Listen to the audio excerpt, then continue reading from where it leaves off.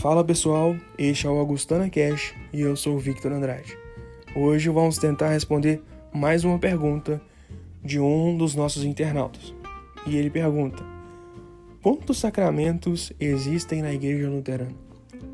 Vi que Lutero chamava a absolvição de o terceiro sacramento. A circuncisão e a Páscoa eram os sacramentos do Antigo Testamento? Então veja só, na verdade são duas perguntas, ainda que estejam intimamente relacionadas, portanto vamos tentar responder ambas. Apenas contextualizando aqui a pergunta do nosso seguidor, eu imagino que, ele tenha exatamente isso em mente.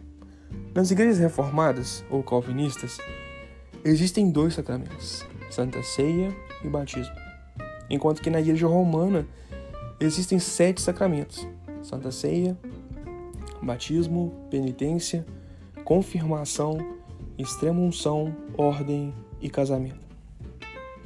Então eu imagino que nosso internauta, olhando de um lado para as igrejas reformadas com seus 2 sacramentos e olhando para a igreja romana com seus 7 sacramentos, ele deseja então saber qual é a lista de sacramentos da igreja luterana.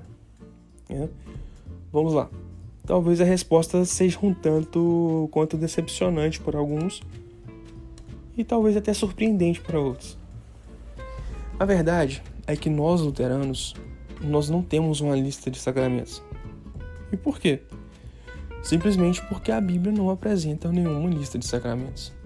A Bíblia fala do batismo de uma maneira, fala da Eucaristia de outra maneira, da penitência ainda de uma outra maneira e assim por diante. Então, de onde surge essa categorização, em sacramentos? De onde surge a ideia de agrupar tudo isso em 2, ou 3, ou 7 sacramentos? Bom, essa definição que vai levar a um tipo de categorização, tanto nas igrejas reformadas quanto na igreja romana, é a definição de Santo Agostinho, quando ele diz que sacramento é um sinal visível de uma graça invisível. Ou ainda também ele vai dizer que sacramento é um signum sacrum, ou seja, um sinal santo, um sinal sagrado. No entanto, é importante dizer que não é das escrituras que Santo Agostinho extrai essa definição, mas é da filosofia, um tipo de proto-filosofia da religião. Santo Agostinho, olhando para as religiões, ele era um profundo estudioso das religiões, do fenômeno religioso na humanidade. Ele percebeu que todas elas possuíam coisas dessa natureza que ele chama de signum sacrum, sinais sagrados. Tamanha era a autoridade de Santo Agostinho, já na época da Reforma, que essa definição praticamente ganhou todo o Ocidente. Mas então, o que seria um sinal para Santo Agostinho? Isso é muito importante que se entenda. Será que se trata apenas de um elemento externo? Acontece que não. E aí que entra o problema. Para Santo Agostinho, qualquer rito é um sinal. Inclusive ele diz, essa citação se encontra na Apologia da Confissão de Augsburgo, quando Santo Agostinho diz o seguinte: o sacramento é verbo visível, porque o rito é captado pelos olhos e é como um retrato da palavra, significando o mesmo que a palavra. Então vejam, tudo isso é apenas terminologia. Nada disso é bíblico. Nada disso pode ser de caráter dogmático para a igreja. Quando percebemos isso, pronto, chegamos na posição luterana. Nós não enumeramos os sacramentos, pois nós nem mesmo confessamos uma definição que seja dogmática do sacramento. É exatamente por isso que, diferente de uma confissão de fé de Westminster ou de um catecismo romano, a Apologia da Confissão de Augsburgo, seguindo a Confissão de Augsburgo, ela não começa a falar dos sacramentos como a definição de sacramento.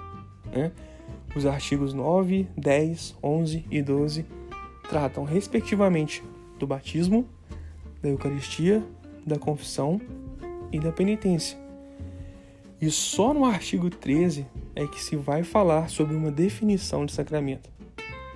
E mesmo nesse artigo 13, o que temos ali não é uma definição dogmática, é uma definição prática que nos ajuda a estabelecer uma hierarquia de importância entre esses ritos.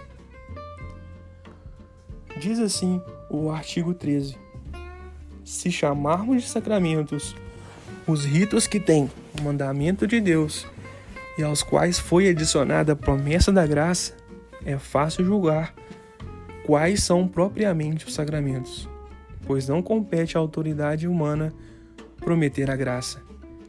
Por essa razão, sinais instituídos sem mandamento divino não são sinais seguros da graça, ainda que talvez ensinem algo aos incultos ou proporcionem alguma admoestação. Autenticamente, sacramentos são, portanto, o batismo, a Santa Ceia e a absolvição, que é o sacramento da penitência. Pois esses ritos têm o mandamento de Deus e a promessa da graça, que é própria do Novo Testamento. Pois os corações devem afirmar com convicção que Deus verdadeiramente nos perdoa por causa de Cristo, quando somos batizados, quando comemos o corpo de Cristo, quando somos absolvidos.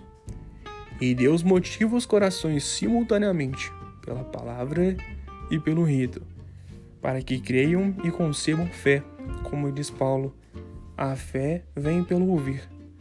Porque do mesmo modo que a palavra entra pelos ouvidos para tocar o coração, o rito entra pelos olhos para motivar o coração.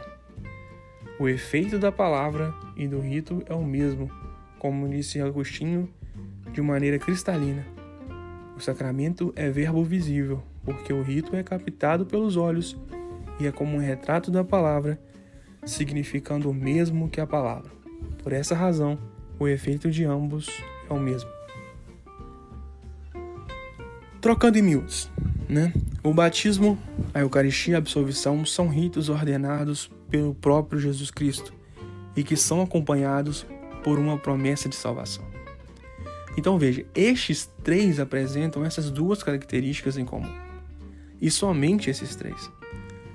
Por isso, a apologia entende que preste bem atenção, se colocamos essas características como critérios de um sacramento, então sim, apenas os três devem ser chamados de sacramento. Podemos pensá-los também como os três ritos mais importantes da Igreja cristã. Por outro lado, quando pensamos nos outros ritos, embora todos eles sejam importantes, eles carecem de um dos dois critérios mencionados acima. E é nisto que consiste o argumento contido no artigo 13 da Apologia. Assim que, em relação à confirmação e à extrema-unção, ambas, por exemplo, carecem de uma instituição divina pelo próprio Cristo. Já em relação ao sacramento da ordem, a Apologia tem uma apreciação bem mais positiva. Ela diz: se a ordem for entendida como referente ao ministério da palavra, não relutaremos em chamar a ordem de sacramento, pois o ministério da palavra tem um mandamento divino e magníficas promessas. Romanos 1,16. O Evangelho é o poder de Deus para a salvação de todo aquele que crê. Da mesma forma, em Isaías 55,11, a palavra que sair da minha boca não voltará para mim vazia, mas fará o que me apraz, e etc. Se a ordem for entendida dessa maneira, não nos recusaremos a chamar de sacramento nem a imposição de mãos, pois a Igreja tem o mandato de constituir ministros, pelo qual devemos ser profundamente gratos, porque sabemos que Deus aprova esse ministério e nele está presente. Ou seja, o sacramento da ordem, desde que não seja entendido como um tipo de novo levítico, pode também ser chamado de sacramento. Mas veja, nunca no mesmo nível que o batismo, a Santa Ceia e a absolvição. É fácil perceber que não se trata da mesma coisa. Não existe uma promessa pessoal aqui de salvação, mas uma promessa de que o ministro será um instrumento de salvação. São coisas diferentes. E por último, falemos então sobre o matrimônio. A apologia argumenta também que ela é uma instituição geral e não do Evangelho do Novo Testamento. Cito mais uma vez aqui o artigo 13, abre aspas, se o matrimônio for chamado de sacramento em razão do mandamento divino, outros estados ou ofícios que têm o mandamento de Deus também poderão ser chamados de sacramentos, como por exemplo, a magistratura. Fecha aspas. Então veja como esse critério utilizado pela igreja, pela igreja romana, acaba sendo inconsistente. Apenas abrindo um parêntese aqui, é por esse motivo, pelo motivo que acabamos de ler, que se o matrimônio for considerado um sacramento, a própria magistratura também pode ser um sacramento. E é por isso que os reis eram ungidos reis, eram ungidos reis, e não apenas recebiam um cargo, entendia-se realmente como um sinal sagrado. Fecha esse parênteses. Importante esclarecer aqui o seguinte: a apologia, ela está tentando fazer com que o seu leitor compreenda que a briga pelo número exato dos sacramentos é uma briga sem sentido e que isso não deveria causar discórdia dentro da cristandade. Por outro lado, o batismo, a Eucaristia e a absolvição se destacam na Igreja Luterana como nenhuma outra tradição cristã. Então, voltando à pergunta: quantos sacramentos existem na Igreja Luterana? A resposta é que não temos uma resposta, pois não encontramos, nem nas Escrituras, nem nos pais da Igreja e nem na luz da razão, uma resposta que seja satisfatória e consensual para esta questão. E aqui admitimos, até com certa satisfação, que nenhuma outra confissão ostenta tanta liberdade neste tema quanto a Confessio Augustana, a Confissão de Augsburgo. Bom, tendo em vista tudo o que foi discutido aqui sobre o conceito de sacramento, podemos então responder a segunda pergunta de nosso internauta: se a circuncisão e a Páscoa eram sacramentos do Antigo Testamento. Se partirmos do pressuposto que todo sacramento é necessariamente uma instituição de Cristo, então não existem sacramentos do Antigo Testamento. Se partirmos de um conceito mais amplo de sacramentos, daí, mesmo assim, é necessário que façamos uma distinção entre o batismo, a Santa Ceia e a absolvição e o restante dos ritos que vamos chamar, então, de sacramentos.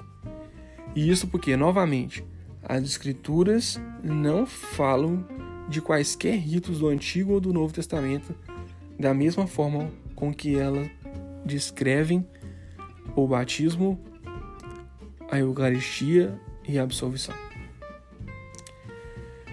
E para encerrar esse episódio, eu deixo mais um pequeno trecho do artigo 13 da Apologia da Confissão de Augsburgo.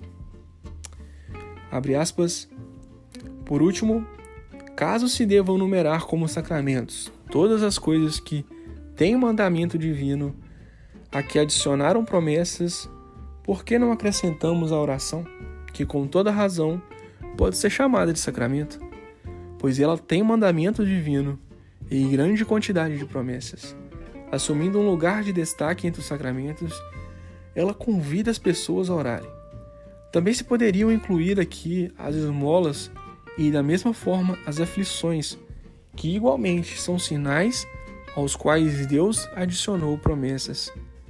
Mas deixemos isso de lado, pois nenhuma pessoa sensata faria um escarcéu em torno da quantidade ou do termo, desde que se retenham as coisas que têm mandamento de Deus e promessas. Fecha aspas. Ou seja, pessoal, diante de tudo isso aqui, podemos perceber então que realmente a confissão ou as confissões tratam esse assunto com muita liberdade. O que percebemos, assim, de uma maneira clara, é que independente da quantidade e da terminologia, O importante é que façamos bom uso de todos os ritos e promessas que foram dadas a nós pelo próprio Deus. É isto que é importante, independente se chamamos isso de sacramento, né, de sinais, de ritos, mas se são mandamentos de Deus e que nos oferecem a graça, devemos sempre guardá-los com o maior zelo possível. Este foi mais um Augustana Cast. Bênçãos de Deus e até a próxima.